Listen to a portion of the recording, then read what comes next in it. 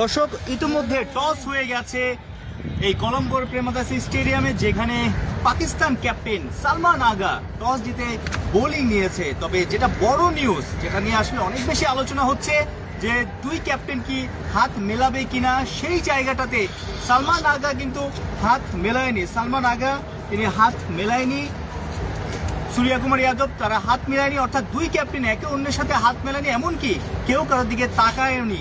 অর্থাৎ তারা কেউ কারোর দিকে তাকাবে না, হাত মেলাবে না, কিন্তু ঠিকই ম্যাচ খেলবে।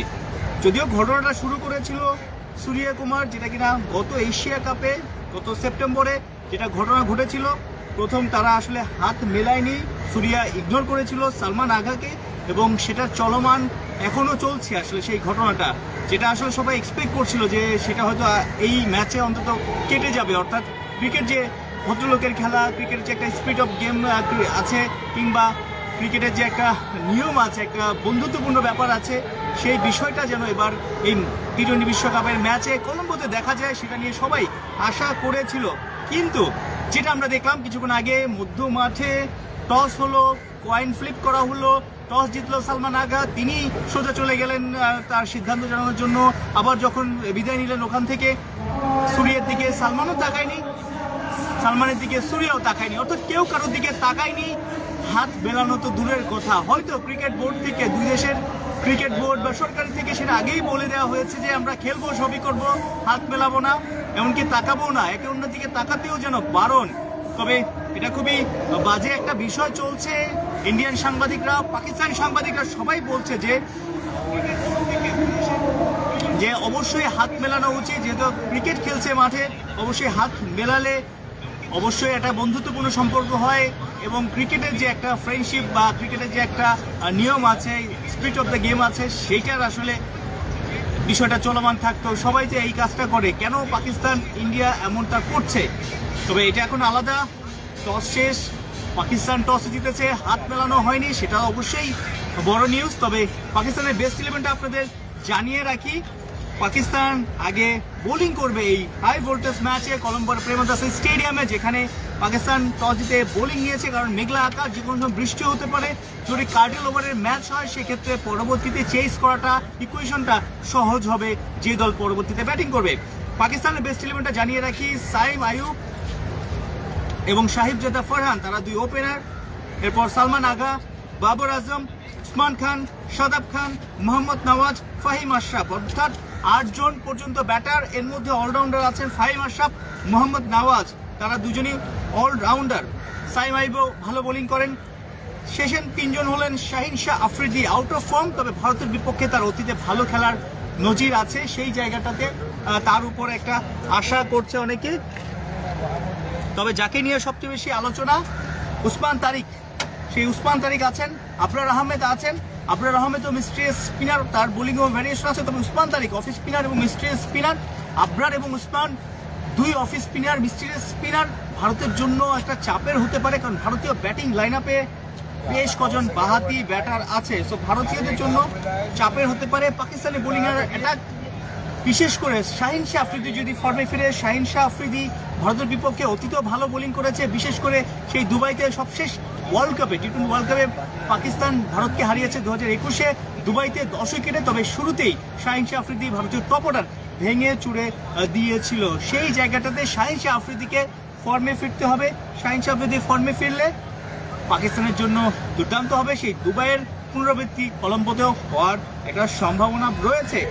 জানিয়ে দিয়েই আসলে ভারতীয় ব্যাটিং অর্ডারটা কেমন, যারা এখন ব্যাটিংয়ে নামবে, ঠিক 14 মিনিট পর খেলাটা শুরু হবে। অভিষেক শর্মা গত ম্যাচে খেলেননি, পেটের পীড়া ছিল, ব্যথা ছিল, পেটের অবস্থা ভালো ছিল না, যে কারণে এই ম্যাচে কামব্যাক করেছেন। গতকাল লম্বা সময় নেটে প্র্যাকটিস করেছেন অভিষেক শর্মা এবং ঈশান কিষান, দুই বাহাতি ব্যাটার, এবং ওয়ান ডাউনে তিলক ভার্মা, 3 জন বাহাতি ব্যাটার। 3 জনের এগেনস্টে হয়তো নতুন বলে আমরা আবরার কিংবা সাইম আইয়ুব কিংবা উসমান তারিক, যে কাউকে দেখতে পারি, কারণ বাহাতির এগেনস্টে তাদের যে বোলিংটা সেটা কাজে লাগতে পারে। সূর্য এবং হার্দিক মাঝে আছেন 4-5-এ, 2 ডানহাতি ব্যাটার। এরপর আবার 3 জন টানা বাহাতি ব্যাটার, শিবম দুবে, রিঙ্কু সিং এবং অক্ষর প্যাটেল, অর্থাৎ 8 জন ব্যাটার পাকিস্তানেরও, 8 জন ব্যাটার ইন্ডিয়ারও। এর মধ্যে অলরাউন্ডার দুই দলেরই আছে, যেমন শিবম দুবে, হার্দিক, অক্ষর প্যাটেল, অর্থাৎ দুই দলেরই দুই দলেরই ব্যালেন্স, ভারসাম্যপূর্ণ দল। ব্যাটার আছে, প্রপার ব্যাটার আছে, অলরাউন্ডার আছে, স্পিনিং অলরাউন্ডার আছে, মিডিয়াম ফাস্ট বোলিং অলরাউন্ডার আছে। শেষের তিনজন যেটা পাকিস্তানের শাহিন শাহ আফ্রিদি, অন্যদিকে জসপ্রীত বুমরা, অর্থাৎ দুজন প্রিমিয়াম ফাস্ট বোলার দুই দলের জায়গা করে নিয়েছে, দুজন স্পিনার দুই দলের জায়গা করে নিয়েছে। অন্যদিকে আবরার আহমেদ, অর্থাৎ পাকিস্তান শিবিরে আবরার আহমেদ এবং উসমান তারিক, এইদিকে ভারতীয় শিবিরে বরুণ চক্রবর্তী এবং কুলদীপ যাদবকে এই ম্যাচে খেলানো নিয়ে ইন্ডিয়ান সাংবাদিকরা গতকাল আসলে অনেক প্রশ্ন করেছে যে তার চায়নাম্যান পাকিস্তানের বিপক্ষে অতীতে ভালো খেলেছে, তাকে যেন ম্যাচটা খেলানো হয়। সেই কাজটাই কিন্তু করেছে Indian team management, captain coach মিলে। সো বেস্ট ইলেভেনটা বলা যায় ভারসাম্যপূর্ণ দুই দলের বেস্ট ইলেভেনটাই বেশ ভালো, শক্তপোক্ত। যেহেতু পাকিস্তান টস জিতেছে, আগে ব্যাটিং করবে ইন্ডিয়া, হালকা বৃষ্টি হয়েছে, ময়েশ্চার থাকতে পারে। ইনিশিয়ালি শাহিন শাহ আফ্রিদির বোলিংটা কাজে লাগতেও পারে, এবং শাহিন শাহ আফ্রিদির বোলিংটা যদি কাজে লাগে, তার 1-2 ওভারের স্পেলটা যদি একদম বিধ্বংসী স্পেল হয়, তাহলে ভারতীয়দের যদি শুরুতেই 1-2টা উইকেট ফেলে দেওয়া যায়, তাহলে কিন্তু চাপে পড়ে যাবে এই ম্যাচে। তবে দর্শকরা, পুরো ভারতীয় দর্শকে ভরা প্রেমাদাসান স্টেডিয়াম, 35,000 দর্শক ধারণ ক্ষমতার স্টেডিয়াম, যেখানে আমরা দেখছি 20 থেকে 25,000 ভারতীয় দর্শক। সেটা 25,000-এর আশপাশেই হবে অনেকেই বলছে, কারণ পাকিস্তানের দর্শক হয়তো 8-10 হাজার, সর্বোচ্চ 12,000 হবে। অধিকাংশ 2/3 দর্শকই আসলে ভারতীয়দের, এবং ভারতীয় ব্যাটাররা, বোলাররা সেই জায়গাটাতে অনেক বেশি ইন্সপায়ার্ড হবে, তারা আসলে অনেক বেশি চাঙ্গা হতে পারবে। এই ম্যাচ নিয়ে অনেক টানটান উত্তেজনা আমরা কিছুক্ষণ আগে দেখলাম। Rohit Sharma, former Indian captain, টি-20 ফর্মার ক্যাপ্টেন, বর্তমান চ্যাম্পিয়ন ভারতীয় দল, সেই দলের অর্থাৎ 2024-এ আমেরিকা ওয়েস্ট ইন্ডিজের যেই ট্রফিটা ভারত জিতেছে, রোহিত শর্মা লিড করেছে। সেই রোহিত শর্মা এই টুর্নামেন্টের ব্র্যান্ড অ্যাম্বাসেডর, তাকে এই ম্যাচে নিয়ে আসা হয়েছে। জয় শাহ এসেছেন, মহসিন নাকভি এসেছেন, হাই প্রোফাইল অনেকেই এসেছে এই ম্যাচটা দেখতে, ম্যাচটা উপভোগ করতে। পৃথিবীর নানা দেশ থেকে তো দর্শকরা এসেছেই।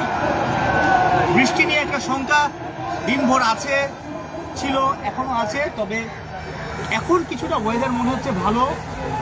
ঘন্টাখানেক আগেও গুড়ি বৃষ্টি হয়েছে, তবে এখন একদমই বৃষ্টি নেই, ওয়েদারটা ভালো, এবং একটু স্বস্তি পাচ্ছে অনেকেই যে বৃষ্টি হচ্ছে না এবং খেলাটা ভালো মতো হবে।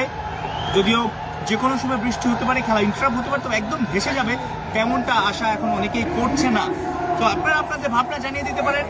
পাকিস্তান টসে জিতে বোলিং নিয়েছে, ভারত আগে ব্যাটিং করবে। হাই ভোল্টেজ ম্যাচ কলম্বোতে, প্রেমাদাসা স্টেডিয়ামে, একদম জ্যাম প্যাকড, একদম গ্যালারির পুরো কোনো আসরই ফাঁকা নেই। এরকম একটা ম্যাচে স্নায়ু চাপটা, কে আসলে প্রেশারটা হ্যান্ডেল করে কে আসলে এই ম্যাচে জিতবে, কার ব্যাটে ঝড় উঠবে, কার বোলিংয়ে আগুন দেখা যাবে। আপনারা আপনাদের ভাবনা কমেন্ট বক্সে জানাতে পারেন। কে জিতবে এই ম্যাচটা, কে ম্যাচ সেরা হবে বা ম্যাচে পার্থক্য করে দেবে। তবে দর্শকদের যে আবহাওয়া দেখেছি, দর্শকদের যে এক্সাইটমেন্ট দেখেছি মাঠের বাইরে, এর আগেও খেলা যোগে বেশ কয়েকটা লাইভ দিয়েছি, বিভিন্ন কন্টেন্ট কালেক্ট করেছি বা কন্টেন্ট আপলোড করার সময় আসলে অনেক কিছু দেখতে পেরেছি যে ভারতীয় দর্শক, পাকিস্তানি দর্শকরা, তারা মিলেমিশে একসাথে ছবি তুলছে, সেলফি তুলছে, তারা কথা বলছে, তারা আড্ডা দিচ্ছে, গ্যালারিতে পাশাপাশি বসেছে, অনেক কিছু একসাথে খাচ্ছে, অনেক রকমের ভাবনা শেয়ার করছে, বিভিন্ন জায়গায় ইন্টারভিউ দিচ্ছে। তাদের মধ্যে কোনো ভেদাভেদ নেই, তারা খুব এক্সাইটমেন্ট, এবং বিভিন্ন জায়গা থেকে, ভারত থেকে, পাকিস্তান থেকে, মিডল ইস্ট থেকে, অস্ট্রেলিয়া থেকে, আমেরিকা থেকে, নানা জায়গা থেকে দর্শকরা এসেছে এই ম্যাচটা উপভোগ করার জন্য। কিন্তু ভারতীয় দল, পাকিস্তান দল, তারা হাত মেলানোর পক্ষে না, তারা হাত এই ম্যাচেও মেলায়নি। দুই ক্যাপ্টেন কেউ কারোর দিকে তাকানোরই প্রয়োজন মনে করেনি, হাত তো দূরের কথা। সেই উত্তরটা ম্যাচে হয়তো দেখা যাবে। ম্যাচ শেষে কি দুই দল হাত মেলাবে, সেই পরিস্থিতি মনে হচ্ছে যে হাত তারা মেলাবে না, খেলে যাবে, উইকেট ভাঙবে, 4 ছক্কা হবে, দর্শকরা উপভোগ করবে, টাকা কামাবে আইসিসি, বিসিসিআই, পিসিবি। মাঝখান দিয়ে যে ক্রিকেটের যে সৌন্দর্য, সেই সৌন্দর্যটা হারাচ্ছে ভারতীয়দের আসলে একগুঁয়েমিতে। কারণ এই বিষয়টা যে হাত না মেলানো, ক্যাপ্টেন বা দলকে ইগনোর করা, প্রতিপক্ষদের ইগনোর করা, সেটা কিন্তু সূর্যা কুমার যাদবের দল, টিম ইন্ডিয়া, তারাই শুরু করেছিল। গেল এশিয়া কাপে 3 ম্যাচও ক্যাপ্টেনরা হাত মেলায়নি, দলের ম্যাচ শেষেও দল অন্য খেলোয়াড়দের সাথে হাত মেলানো হয়নি। আজকে কলম্বোতে টি-20 বিশ্বকাপের ভারত পাকিস্তান বিগ ম্যাচেও একই ঘটনা ঘটেছে। লাইভটা শেষ করবো, জাতীয় সঙ্গীত শুরু হয়ে গেছে শোনা যাচ্ছে, ভেতরে প্রেস বক্সে আমিও যাব। তার আগে জানিয়ে রাখি, যারা এইমাত্র খেলা যোগের লাইভটা দেখছেন, তারা অনেকেই হয়তো আপডেটটা জানেন না কি হয়েছে টসে। আবহাওয়া এখন পর্যন্ত ভালো আছে, কোনো বৃষ্টি হচ্ছে না, এখন বৃষ্টির সম্ভাবনাও আসলে খুব একটা দেখা যাচ্ছে না এখন। টস হয়েছে 22 গজে, যেখানে পাকিস্তান ক্যাপ্টেন সালমান আগা তিনি টস জিতে আগে বোলিং নিয়েছেন, অর্থাৎ সুরিয়া টস হেরে ব্যাটিং করতে নামবে সুরিয়ার দল, যেখানে অভিষেক শর্মা, ঈশান কিষান দুই ওপেনার, তিলক ভার্মা ওয়ান ডাউনে নামবেন, এরপর সুরিয়া, হার্দিক, এরপর আছেন শিবম দুবে আছেন, রিঙ্কু সিং আছেন, এরপর আছেন অক্ষর প্যাটেল, তারপর Kuldeep Yadav chinaman spinner, Varun Chakravarthy off spinner এবং শেষে জসপ্রীত বুমরা। এই হলো ভারতীয় একাদশ। পাকিস্তান একাদশটা জানিয়ে রাখি, শেষে সাইম আইয়ুব এবং সাহেবজাদা ফারহান দুজন ওপেনিংয়ে নামেন, তারপর সাইম আইয়ুব এবং সাহেবজাদা ফারহান দুজন ওপেনিংয়ে নামেন, এরপর সালমান আগা আছেন, বাবর আজম আছেন, তারপরে উসমান খান, শাদাব খান, মোহাম্মদ নওয়াজ, ফাহিম আশরাফ, শাহিন শাহ আফ্রিদি, আবরার আহমেদ। সবার শেষে যাকে নিয়ে অনেক বেশি আলোচনা হচ্ছে, যে পাকিস্তানের ট্রাম্প কার্ড, ভারতীয়রা খুব আতঙ্কে আছে এই ম্যাচের, যাকে নিয়ে সবচেয়ে বেশি আসলে ভয় আছে ভারতীয়রা। অনেকেই বলছে, ভারতীয়দের মধ্যে অনেক চর্চা হচ্ছে সেই উসমান তারিক সবার শেষে খেয়ে হতে পারেন এই ম্যাচের ট্রাম্প কার্ড এবং ম্যাচের পার্থক্য করে দিতে পারেন।